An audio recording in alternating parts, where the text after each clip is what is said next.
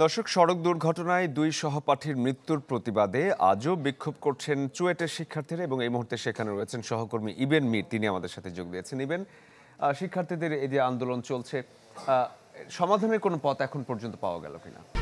1, 2, 3 ঢাকায় জমি জিতে নিন 100% ক্যাশব্যাক সহ 20 কোটি টাকার পুরস্কার। এখন পর্যন্ত সমাধানের যে পথ সেটি আসলে দুই পক্ষর কেউই কিন্তু আসলে সামনে আনতে পারেনি। তবে বিশ্ববিদ্যালয়ের যে প্রশাসন তারা যেটি জানিয়েছেন, একাডেমিক কাউন্সিলের মিটিং হবে কিছুক্ষণের মধ্যে।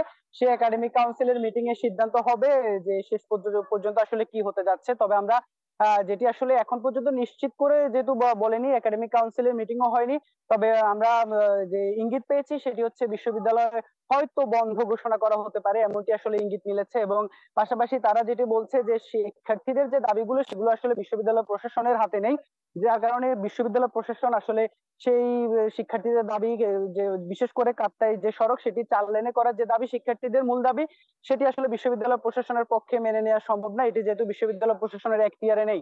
তবে তারা তাদের দাবিগুলো উচ্চ মহলে পাঠিয়ে দিবেন এমনটি বলেছেন। তবে শিক্ষার্থীরা কিন্তু সবশেষ একটি বিক্ষোভ মিছিল করেছে এবং সেই বিক্ষোভ মিছিল থেকে যে বিভিন্ন যে ডিপার্টমেন্ট গুলো আছে সেগুলোতে তালা লাগিয়ে দিয়েছেন এবং দুপুর 1টা পর্যন্ত সময় দিয়েছিল শিক্ষার্থীরা। তাদের সাথে যদি মিটিং এ না বসা হয় সেক্ষেত্রে তারা যে সহিংস আন্দোলন সেটিতে যাওয়ার হুঁশিয়ারি দিয়েছেন। এবং শিক্ষার্থীরা কিন্তু ভেতরে দুটি বাসও শাহমানত পরিবহনের রেখেছে এবং তারা কিন্তু গতকালকে হুঁশিয়ারি দিয়েছিল এই দুটি বাস জ্বালিয়ে দেওয়ার।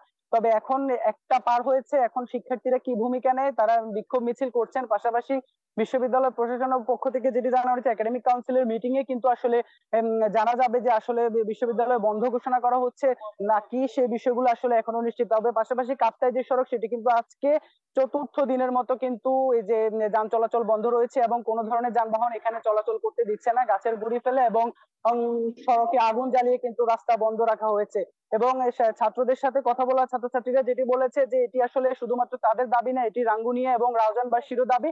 এই যে সড়ক, সেই সড়ক কিন্তু প্রতিনিয়ত যে মৃত্যু হচ্ছে সেই মৃত্যুর দায় আসলে সব পক্ষের, যার কারণে তারা তাদের এই আন্দোলনের সফলতা তারা তখনই পাবে যদি একটি প্রজ্ঞাপন জারি করা হয়। এই যে কাপ্তাই যে সড়কটি আছে সেটি যদি 4 লেনে করার একটি প্রজ্ঞাপন জারি করা হয় সেক্ষেত্রে তারা তাদের যে আন্দোলন সেটি স্থগিত করবেন।